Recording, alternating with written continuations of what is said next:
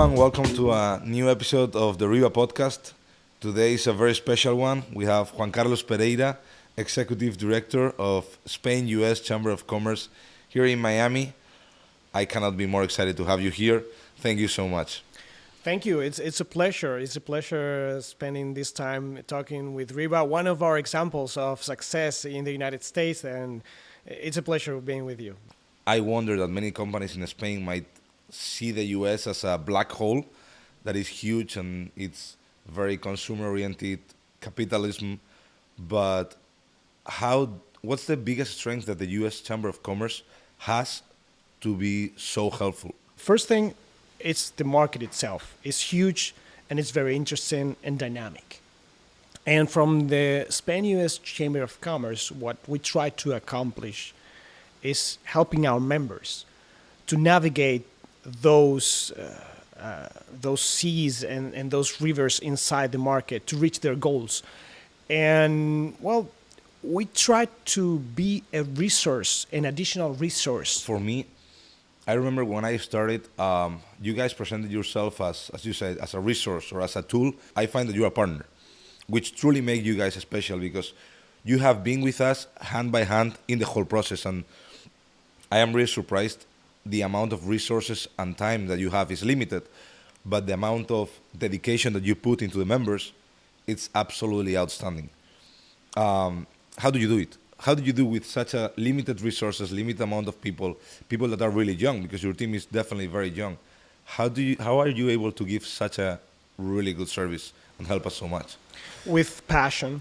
That I think that's the key. Everyone at the Spain U.S. Chamber of Commerce are passionate about their work, and our work is to help other entrepreneurs to reach their goals, and that it's very rewarding. Every time that a company comes here and they look for our help and support to grow in the U.S. market, for us is an opportunity to generate economic development and to help a small company to grow and become large companies like yourself, for example. I remember, as you mentioned, in 2018, we started together my first month here. I believe that you were the first assignment that we had here, and you asked us for a business meeting agenda with several organizations. So we try to put our heart there. All the team in the Spain U.S. Chamber is guided by the passion. When I see you, Juan Carlos, talking like that, it reminds me when I'm talking about wood. Exactly. You're like crazy about it and your head starts to dream. And I think that that's what differentiates you guys from many other organizations that are trying to do the same. I see there is so much passion to the point that we just hired at RIVA someone that was working for the Spanish Chamber of Commerce. Like, I think that you guys elevate the people that work here, nurture the talent and bring them up.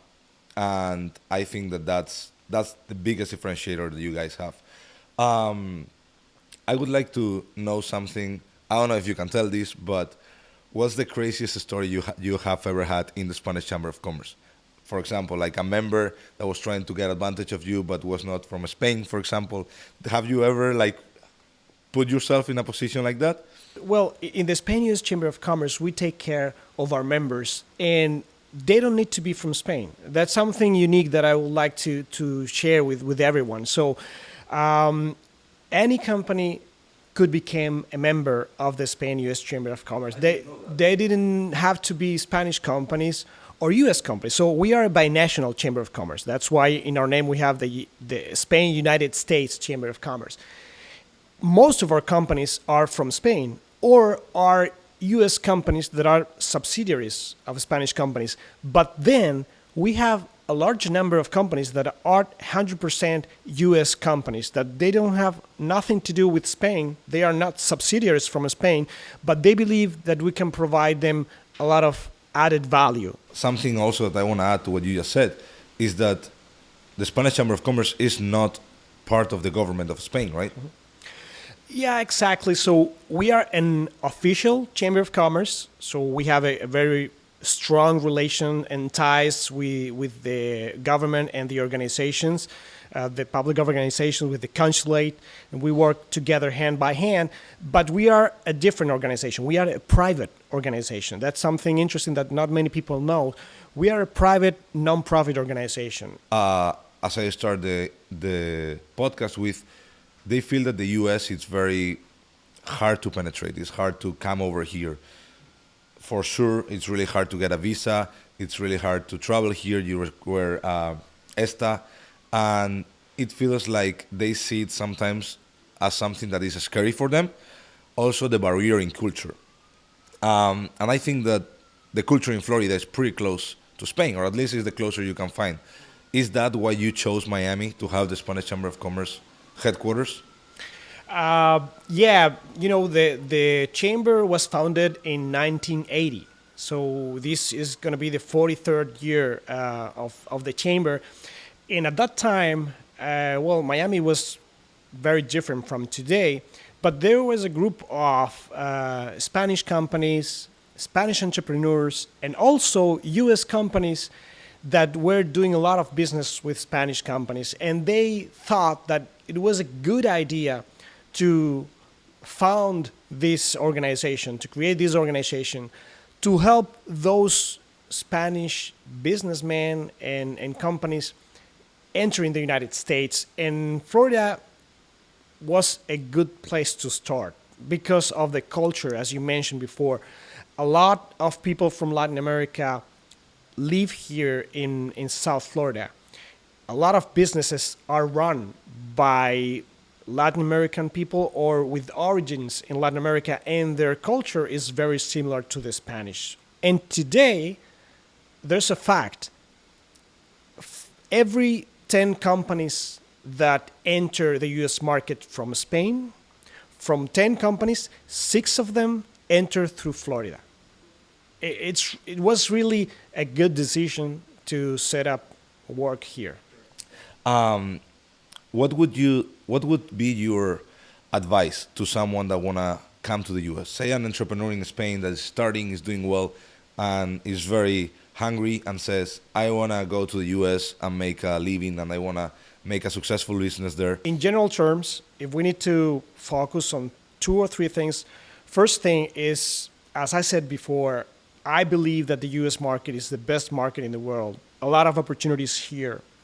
But that brings also the other side of the coin, which is this is the most competitive market in the world. So in order to come here, you need to have a unique product. It's going to be much more difficult if you come to the United States with a commodity, with a product that has no difference from your competitors. That would be very difficult. Something important to take into account, like yourself with RIVA, you are always and constantly bringing innovation to the table, bringing a new side of presenting the products, bringing new products, new materials. That's something that it's really appreciated here. That's why you succeeded, among other things. But so that's first thing that I would advise. Second, it's first years are going to be tough. Don't expect to come to the United States, have a couple of meetings, and close the first deal in the first 6 months and start getting money to the bank account. That's not going to happen.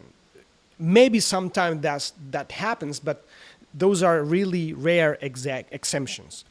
You need to take into account that it's going to be a long journey, and you need to be focused that you will need probably 2 years to start seeing some results. So bring a budget, a nice budget to the United States, and take care of that money, because you can spend all the money you like in the United States in the first month, and that would be crazy.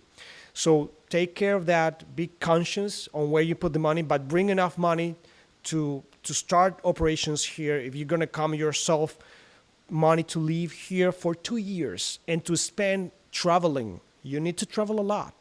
To spend money in lawyers. You need good lawyers in the United States. That's something, in Spain, people don't realize that. But you need good lawyers here, and they are expensive. So try to put together a reasonable amount of money to stay here alive for 2 years, working really hard. That's key, because if you don't, maybe you need to return to Spain before that time. And all the time and money you spend is going to be spent. It's not going to be an investment. And you need to invest here in the market. This is your market. Then you're going to focus. You're going to work hard and invest money for 2 years. And then you will see the results. That's the second thing, patient, because it's going to take 2 years. And third thing, try to get all the help you can get from anywhere that can offer you help. And I'm saying this because Spain has a lot of different organizations that help companies come into the United States. They have ISEX, they have the consulates, they have the Spain U.S. Chamber of Commerce. They have other regional organizations in Spain that help several regions doing business outside Spain. So my advice is don't pick and choose one of them. Yeah, I also feel that in the US it's more important than anywhere else, especially for one reason. The American market, in my experience, it's really hard to get into, but then they are extremely loyal. They will keep coming. Here I feel that they appreciate more the service. They're like, look, if you give me a good product with good service and we have a good relationship, I'm not going to go anywhere for peanuts. About what you said, I totally agree about networking opportunities in the United States. I think networking, it's a powerful tool all around the world, but I agree with you, the United States is a special place, and that is a really powerful tool because you don't know where you're going to find your next client, your next partner, your next supplier, or someone that might help you, long in the road. So try to go to events related with your industry, of course, but also go to other types of events that are not directly related to your business, because there you also could find some other people that you might not find in your industry related events, and probably you'll be the only one from your competitors there in that unrelated event. People here want to enjoy and want to connect, and it's very open to learn from every single industry, and they are always open to new opportunities and new development, and it's crazy. Exactly. That's really important. Don't judge, and try to meet as many people as possible. And in the US, they are not shy. If they go to an event, the most common thing is that someone that you never know, they look at you and say, "Hi, how are you? My name is Sean, and I do this and that. What do you do?" And they expect you to tell them what you do. So you tell them, "Hey, I'm this guy, I do this, my company does that." And in those 2 minutes, at the moment you know who is the other person, and you see if there are synergies, you can keep talking to them or not. If there's immediate synergies, you can go a little bit deeper. But after 5 minutes, you change and you say, "Okay, good to see you. Let's keep in touch." And you go to the next person and you try to make the most of the time that you spend there. Yeah, absolutely. I truly encourage everyone that is willing to come to the US and take it to the US market, to new products, new innovation, and do not hesitate to dream. I am a dreamer. You know me. I'm too much of a dreamer many times. I had an idea, which was to create stores that were only RIVA and only corners, pieces of stores that were part of RIVA as well, but they were private owned by owners of traditional stores. And I said, you know what, let's stop putting a rack with samples and do something more spectacular, like the Apple store and the Apple corners in Best Buy. And I was so afraid to tell it to my team, because they're like, we've been doing this always. How we're going to twist to this? We're going to minimize the amount of customers, but we're going to create relationship of partnership. And I was extremely afraid. I couldn't show it, obviously, but I presented and they were like, let's do it. And I feel that also in the US, you have to not be afraid, although it's a huge monster, to not be afraid of thinking outside the box and trying something different. Yeah, and in fact, I remember perfectly when we first met that you mentioned your vision of the industry. You told me, "Oh, we do wood flooring, but that's a very traditional industry. I go to different trade shows around the United States, and the companies have been in business for many, many years. and they all do the same, and there's no innovation there. I would like to bring RIVA to the next level and make RIVA become the Apple of the wooden floors. And that resonated in my head for many years. And I always tell that story to other companies and other entrepreneurs that stop by the chamber, because you had a clear idea of where you wanted to bring RIVA. And that was innovation in all the different aspects of an industry. I think, and also what you say, like you're putting the perfect example because it's so basic. Innovation doesn't have to be doing electrical cars or SpaceX. Innovation could be as simple as saying, how is the product presented to the end consumer when they receive it? I remember one of the examples that also resonates in my head all the time. It's every single phone company was shipping the phones without battery. So you will get your phone that you just paid a lot of money for it. You will be dying to play with it, and it won't have battery. So Apple said, you know what? We're gonna put battery in the phones, and it revolutionized that industry. And that's innovation, and it was such basic, logical innovation. And I believe that RIVA and the Spanish Chamber of Commerce, we have a very basic model, which is selling hardwood floors and helping U.S. companies, Spanish companies or U.S. companies to succeed. And we try to innovate in the most basic way and very humbly, with a lot of hard work, a great team. And that's what brought us here, and that's what I think that will bring us to a beautiful journey together for many years to come.